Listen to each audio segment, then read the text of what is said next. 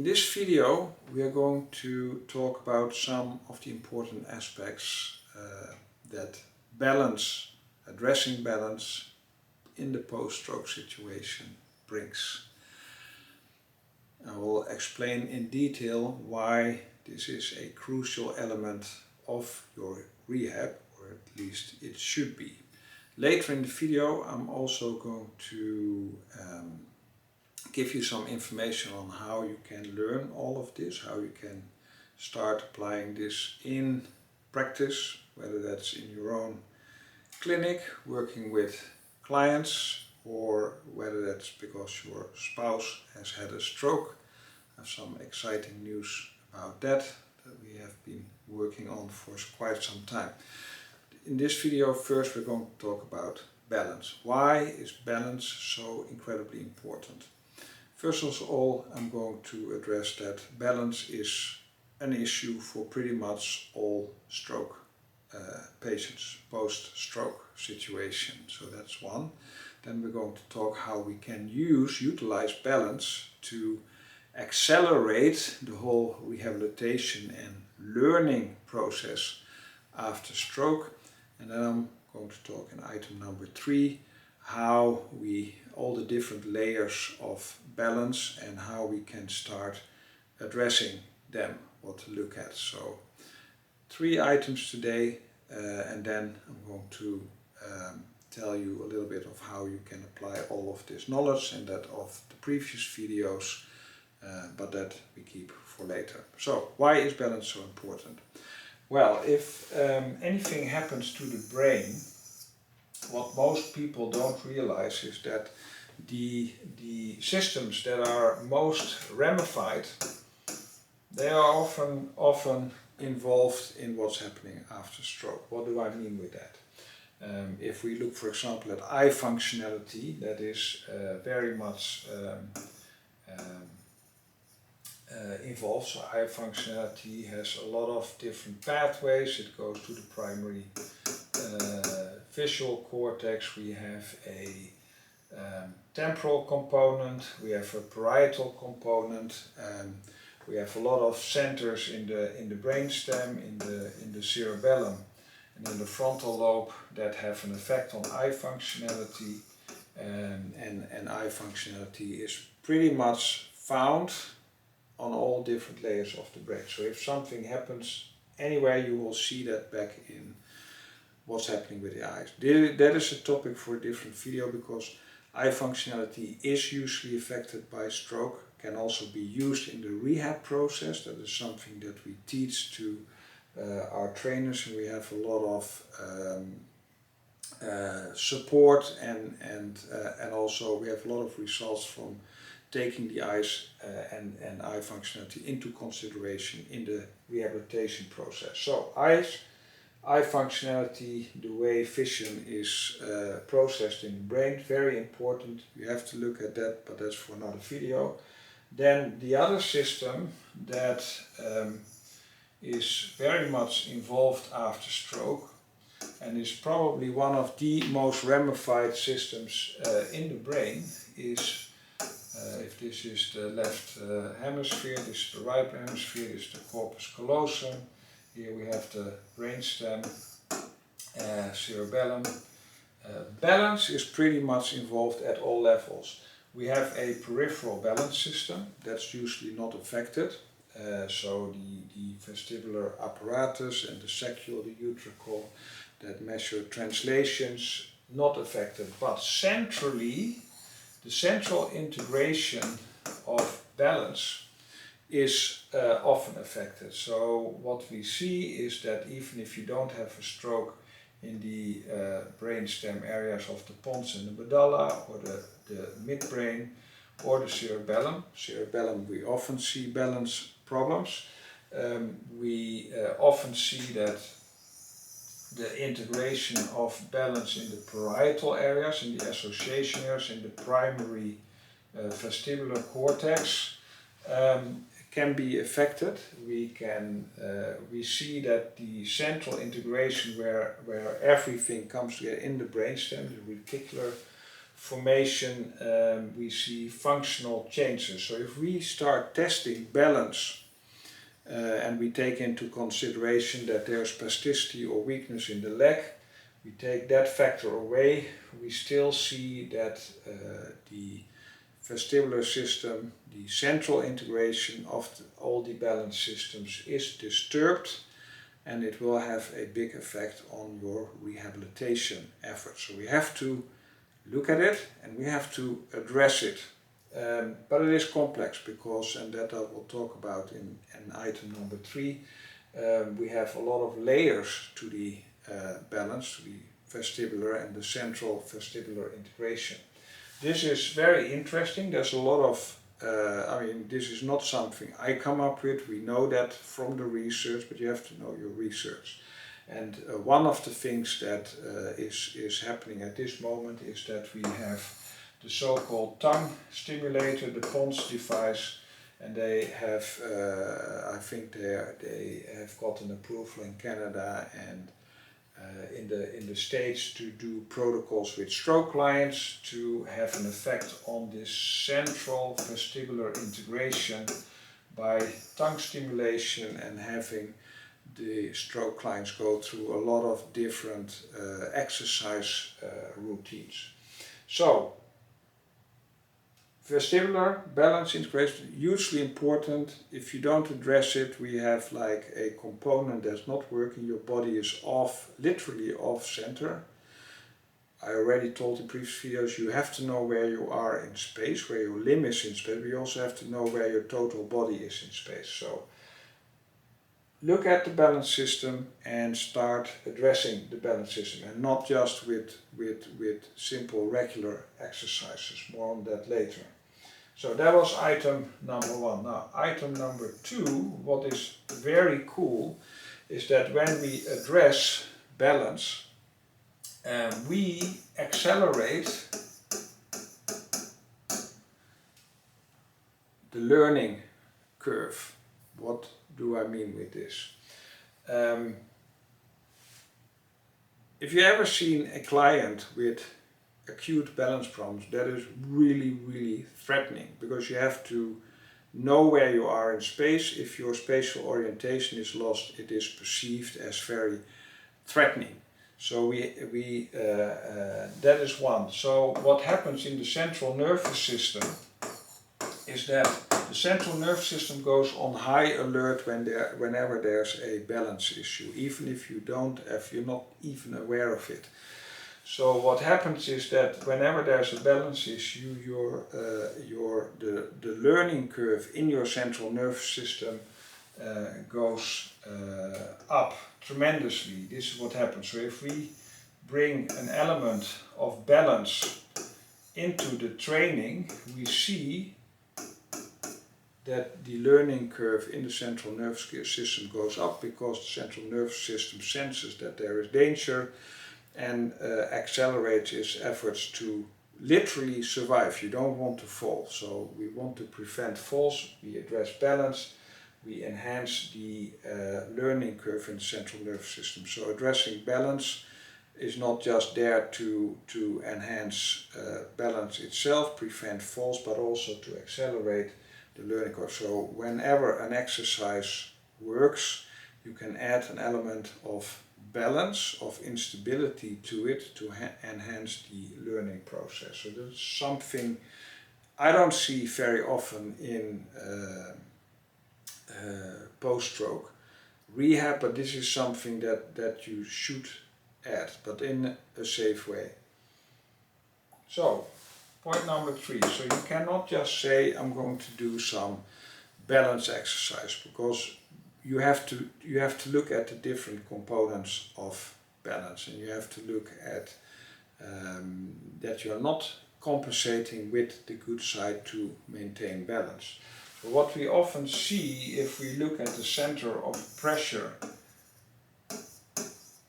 after balance, for example, if this is the right brain, this is the right brain, this is the left brain, this person looks at us.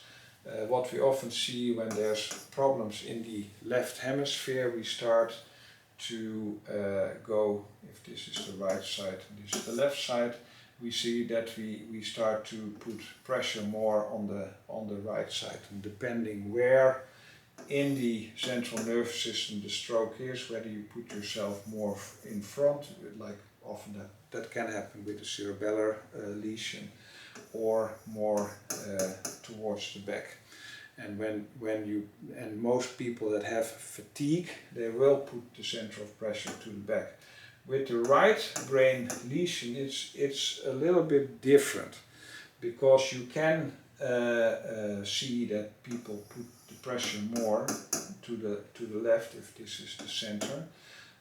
But we often see, because of hemi-neglect, which is a typical right brain result, because the right brain is more involved with spatial awareness, has the whole body picture instead of the detailed picture of the right side and the fine motorics that we talked about. So we can see that people shift their balance completely to the right side, even if the left brain is not involved, but the right brain, because this side is neglected. So you have to be very aware of that. So that is one thing.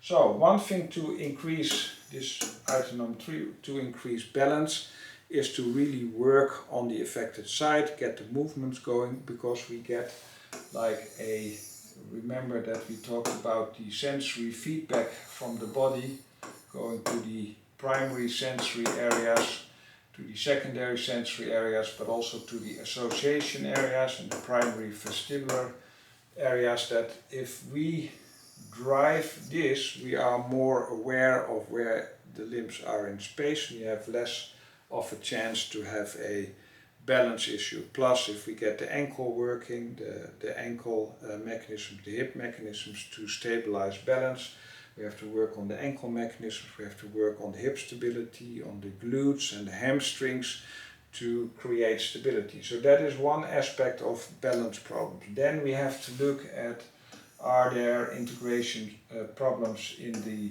pons medulla and the cerebellum? So if there are, for example, people are put on the spot, eyes closed, and you start to shift their head around, and we suddenly see that in one position, which is like a central integration problem with the eyes closed, we have to address these things with head-eye movements. Maybe we have to reset the vestibular system to address these issues, because they have a big effect on the muscle tone in the neck and the shoulders and in the lower legs. So you cannot just see that there's a balance problem and think that you have to address it by giving balance exercise. You have to very carefully look at the different components. You have to look at the ankle, at the hip, you have to look where the weakness is on the affected side. You have to look at the muscle spasm. We have to address all these things to fix part of the problem. If we have hemi-neglect, we have to do something with the sensory feedback. We have to really drive those sensory areas on in the affected hemisphere. If there are integration problems at the brainstem or in the cerebellum, because we get de-afferented because of the lack of movement, we have to address these issues with specific exercises. So never think that you can fix a balance or a vestibular integration problem by just giving random balance exercises, because these balance exercises will actually lead to compensation, and we already have loads of compensation in the post-stroke situation. So be aware, most of your post-stroke clients do have hidden or very obvious balance problems. You can use balance, you should introduce element of balance, danger into the rehabilitation process to speed up the learning process, whether that is walking barefoot, whether that's walking on an air mattress, whether you're standing on a foam mattress, whether it's perturbing the body when performing exercise. You can add that to enhance the learning process, but you have to be very aware that balance issues are a result of perceptual issues, of integration issues at the brainstem, but it can also just be the muscle tone issues, the ankle stability issues, or the hip stability issues. So you have to address them all separately, and then you can train in general for balance. That is something that we actually teach in a brand new program that we designed. We have been asked to talk about what we talked about in the last videos, about spasticity, about the foot, about the shoulder and the arm, about balance, about walking, about knee issues that we have not talked about. We have always kept that for our own trainers that we work with in the intensive programs, and we have been asked probably for the last 5-6 years on a very regular basis, where can I learn this, what can I do? So what we have done in the last year is combine all the successful training that we see clinically, that we have a lot of results next to what has already been done. We collect the whole background, we build up a model around it, see what is there in the research, what can we find out by testing things. And what we have done, we created a Stroke Rehab cross-court certification program for professionals, people that are very dedicated to work with their partner or with a spouse or a friend.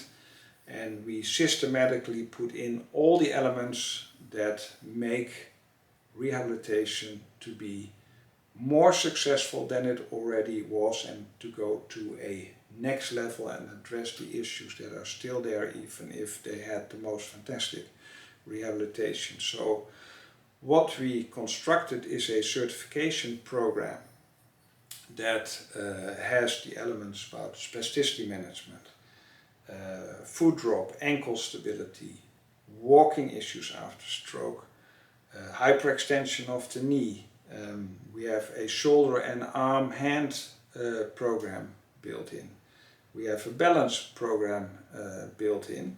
And those are the core elements. And what is very important, we first of all focus on the neuroscience, on the neuroanatomy, the neurophysiology behind all of these problems. So there's a better understanding of what's going on, and then explain how we can fix this in an enhanced way on top of what has already been done.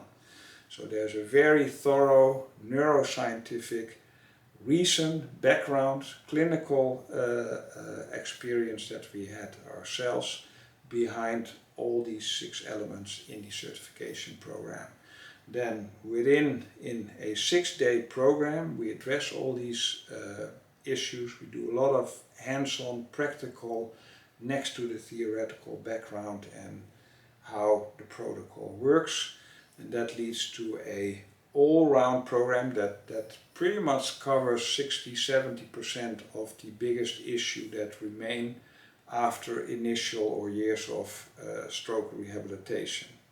And novelty, what is needed in the nervous system to get to better results, and that's exactly what this post-stroke, this stroke rehab cross-court certification program does. And the emphasis is really on understanding the neuroscientific background, the cross-court mechanisms, the mechanisms that are already built in, are not affected, how you can use these.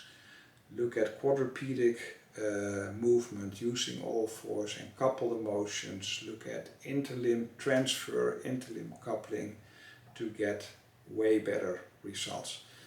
You will get more information on this in a next video, and we have a lot of written information in the curriculum that does this. We give this course in Cyprus. We do this usually once or twice a year, so look out, keep an eye out when we do this. Places are limited.